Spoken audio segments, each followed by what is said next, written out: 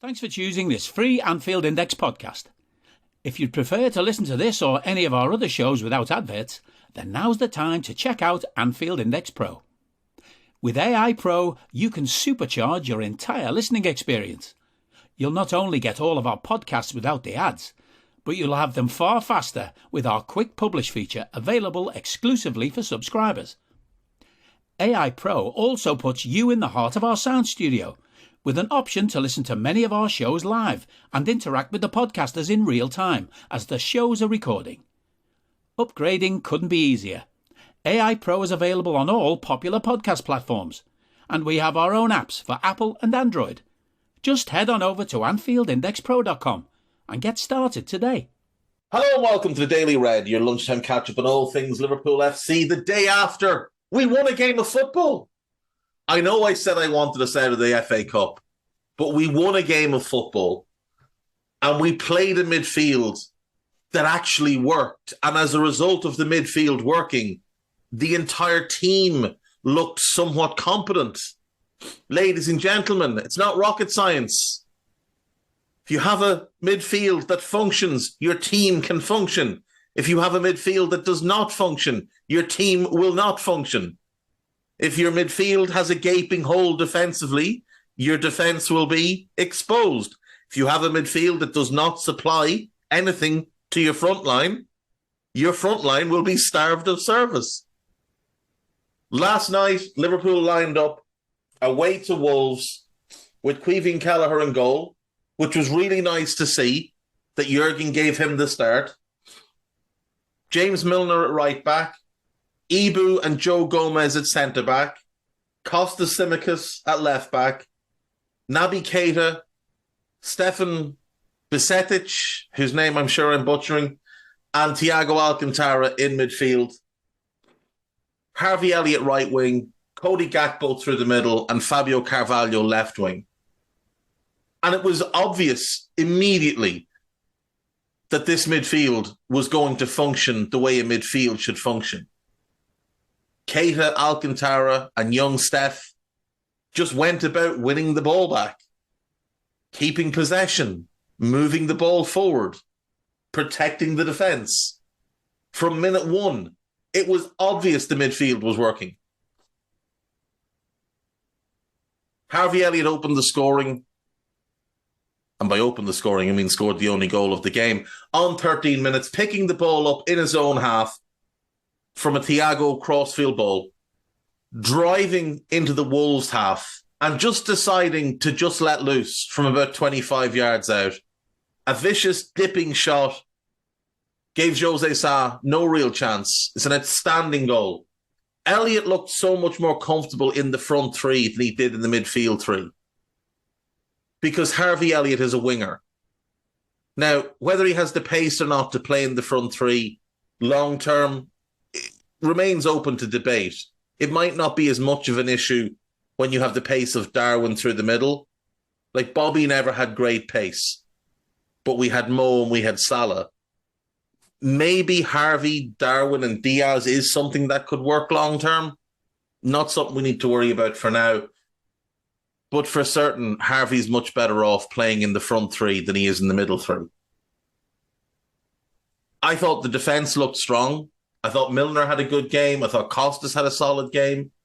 I thought the two in the middle were very, very good. I thought Ibu and Joe Gomez were excellent. As a pairing, I thought it worked really well. And that's the pairing that should stick until Virgil comes back. Because you get Ibu on his stronger side. You get the recovery pace of Joe Gomez. And I think when Gomez is between Ibu and the left back and not at right back where he has to step out wider, I think he's more comfortable. I thought he looked very, very comfortable last night. I thought in the last 10 to 15 minutes, both of them stood up. He had moved to right back at that point. Nat Phillips had come on for Milner, which caused us a bit of an issue. But overall, I thought Gomez and Konate were very, very good as a pairing and as individuals. I thought the midfield were all excellent. Genuinely. Thiago, it goes without saying, he's a different class of player. But the other two were just tremendous. Naby Keita was aggressive. He was dynamic. He was clever with his use of the ball.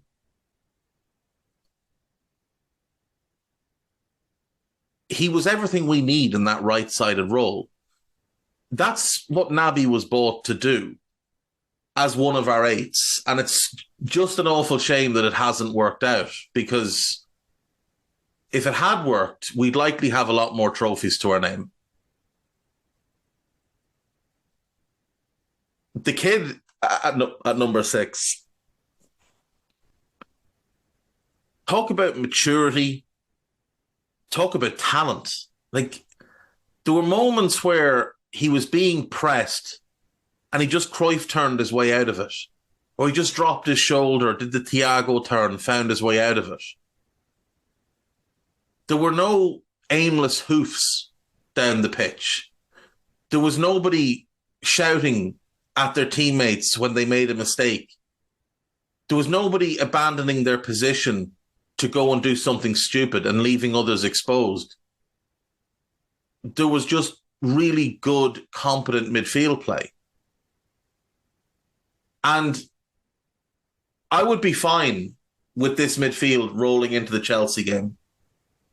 Now, my expectation is that Fabinho will step in for Bajcetic, and I think that's fine. But Naby and Thiago have to play every game while they can. It's as simple as that. It was notable last night that 2 players were left out of the squad completely. A 20-man squad picked by Jurgen, 2 players just completely omitted. Trent and the captain. And no word on why they weren't there. Fabinho came off the bench, Salah came off the bench, Curtis Jones came off the bench, Nat Phillips came off the bench, and Ben Doak came off the bench and once again just looked absolutely fearless. Just looked like it didn't matter to him that he's 17 and these are grown men. Just came on and did his thing. Now, we should point out, it wasn't a full-strength Wolves team. They've got the first-choice keeper, but they only had one of their first choice back for, that being Nathan Collins. Lembakisa isn't the first choice right back. He's about the third choice right back. Toti Gomes is the third choice centre back. And Johnny Castro is probably the third choice left back. The second choice left back was playing left wing. Adama's not part of the strongest 11. Young Joe Hodge had a really good game against us the first time and earned his start, but he's not Matheus Nunes. So the Wolves lineup did favour us, but again, we're not close to full strength either. No Ali, no Trent, no Robbo, no Virgil, no Fab, no Salah, no Diaz, no Darwin. So and no Jota, who, could be a starter. We're without a number of players as well. They also brought on some starters. They brought on Podence, they brought on Cunha, they brought on Semedo, they brought on Nunes, and they brought on Diego Costa. And I was really, really excited about the possibility of Diego Costa and Nat Phillips just booting each other up in the air at the same time and seeing what happened. We got a couple of little moments, but the collision I was looking for wasn't quite there.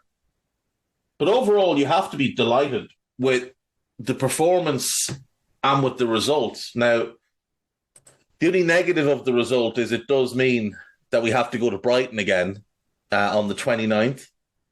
That's a Sunday. It's a 1:30 kickoff. But look, it can't be as bad. And maybe some ghost can be excised there. Maybe you can go there and shake off the dirt that was piled on top by our own players in the league game. But between then and now, we've got Chelsea at home in the league. And you would hope that Jurgen has learned that somebody can't be put in midfield anymore. You would hope that he will have learned. Now, he clearly hasn't learned some lessons because he came out after the game and said he wants to give Firmino a new contract. Bobby look, Bobby has just, he is past his best, well past his best. He hasn't been particularly good for the last 3.5 seasons. If we're being really honest, there's runs of form, but from an August to May standpoint, he hasn't been particularly good since we won the Champions League. He had an iffy season the year we won the league. He was flat out poor the year after. And he was dreadful last season except for one spell. This season he had one spell and he has been poor otherwise. And he's getting injured more and more and more. Like, Bobby always seemed like he had that Suarez and Salah gene where he just didn't get hurt. But now the injuries are racking up, and this injury he has now was meant to be a couple of days injury, and now he's been out for, a month? And I know Jurgen says, oh, well, the medical team told me this and told me that, but it doesn't matter what the medical team tell you. He just keeps getting injured. Last season, Bobby had 4 different injury problems and missed 25 games through injury. Like, 25 games, that's an awful lot of games to miss. 18-19, he had a couple of injuries as well. The COVID year, he had a couple of injuries. Since that injury that hampered him in the Champions League final, he just hasn't looked like the same player. He'll be 32 in October. It's time to say goodbye to Bobby Firmino. As brilliant as he's been. And there's very few people who've been a bigger fan of Bobby than me. I was delighted when we signed him. He was one of the names that I brought up multiple times. I was told he was not very good when we signed him first. I remember somebody on a certain website calling him elegantly shite. Still haven't retracted that claim, by the way. Might have just deleted the article. But that fellow was brilliant for the period we needed him to be brilliant in. But unless he's willing to take a significant pay cut in a 1-year deal, there's just no reason that you keep him. Jurgen needs to stop being so sentimental. Sentimentality will kill a team, especially when they're trying to work on a small budget. We can't afford to be paying Bobby and Henderson and Milner a combined 500 grand a week as we are right now. We just can't. That's 25 million a year. Even if Bobby accepts his wages being cut in half, it's too much. You made one massive mistake on the Henderson contract. Don't make another one. We're only 2 years into that disaster. We've got 2 more years to put up with. We'll run around the main Liverpool websites and have a quick look. Harvey Elliott lights up win with Jurgen Klopp facing big selection calls. Klopp's changes pay off as Elliott steps up. 5 talking points from Wolves 0, Liverpool 1. We have player ratings from the game last night. Kelleher a 7. Milner a 6. Ibu an 8. Gomez a 7, Costas a 6, Basetic and Naby both 7, Thiago 8, Harvey Elliott 8, Carvalho 5. I think that's a little bit harsh. Cody Gakpo 5. Again, I think that's a little bit harsh. Especially when you're giving Nat Phillips and Curtis Jones 6s for what they did when they came on. I think they're a little bit harsh. But overall, I think they're quite good ratings. Darwin Núñez injury update as Jurgen Klopp reveals hope for Chelsea. We'll need Darwin for Chelsea. Not playing him last night was the right thing, regardless of where he stands.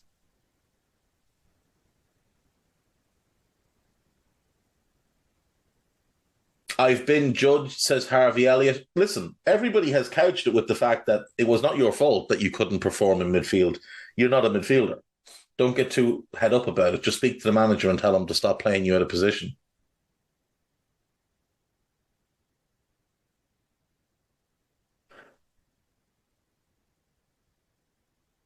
So, who put this together? Henry Jackson does this every so often. He gets the player ratings from a bunch of different places. This is Anfield, The Echo, SofaScore, FootMob Stats, and This is Anfield Readers, and works out the average. And these people that read This is Anfield gave Naby Keita 6 out of 10. Like, seriously. That's just one or two gobshites giving him a purposely low rating because they can't abide the fact that he should be in the team over their hero. Liverpool.com, Harvey Elliott could force permanent Liverpool change. 4 things spotted, player ratings. Thiago emerges for Liverpool as 2 Jurgen Klopp transfer decisions begin to pay off. 3 Liverpool problems will be gone by in 6 months. Okay. Excuse me, I'm just so baffled by the lack of ability to edit things. Qatar Sovereign Wealth Fund makes friendly claim as FSG dismisses Liverpool takeover talk. This is the Media Digest. Klopp doubles down on Liverpool contract stance. This is about Bobby. Qatar weighing up investments, according to Bloomberg and others. FSG dismisses speculation. Well, FSG don't dismiss anything. There's a piece by Burgerhead in The Athletic which refers to senior Anfield sources, of which he has none and hasn't had for years. And it's just a regurgitation of what was in The Echo the other day about how FSG are increasingly keen to sell just a small portion. Well, let's be realistic here. If you wanted to sell 20% of your business, would you pay hundreds of thousands and millions to the 2 largest banks in the world to find you a buyer? I really don't think that's something you do. So we'll just ignore what that fella has to say, because he hasn't been right about anything since he got himself in a little bit of trouble while the lads were in Alcatraz a couple of years back. You remember the trip where Sacco got in trouble? Yeah, someone else got in trouble on that trip as well. On AnfieldIndex.com, we have a new piece up by David Davis, just regarding Klopp's press conferences and the embargo sections, how they've been a little bit dull, but there's been a little bit more in 1 or 2 recent ones. There's another new article coming out today, I think, that's meant to be absolutely outstanding. And then we've got some new podcasts, new Liver Birds, new Under Pressure, new Pro Plus, Raw last night with Guy and Stephen Beaumont, so check that out. There is another Pro Plus coming today. I'm recording with young Grizz Khan in about an hour and a half, so that should be out today. There'll be a Moby on the spot probably tomorrow, and there will be a Scouted probably today as well. So there's loads and loads and loads and loads and loads. So keep yourselves occupied and just ignore what Jimbo has to say, because it's just easier for you, because what he says is nonsense. Simple as that. If he told me the sky was blue, I'd want to go out and check for myself. Bye-bye. We hope you enjoyed listening to this Anfield Index show. Please be sure to subscribe to our channel so future podcasts find their way to your device automatically. There's nothing quite like fan engagement, and we'd love to know what you think of anything discussed on this show. The best way to get in touch is over on our free Discord community, where both podcasters and listeners debate the hottest LFC topics 24/7. Sign up free now at AnfieldIndex.com/Discord. You won't regret it. You can also follow us on Twitter at Anfield Index and find us on Facebook by searching for Anfield Index. Oh, and before you go, we'd love it if you could leave us a 5-star review on your favourite podcast app. It only takes a couple of seconds, and it means the world to the people who create these free shows.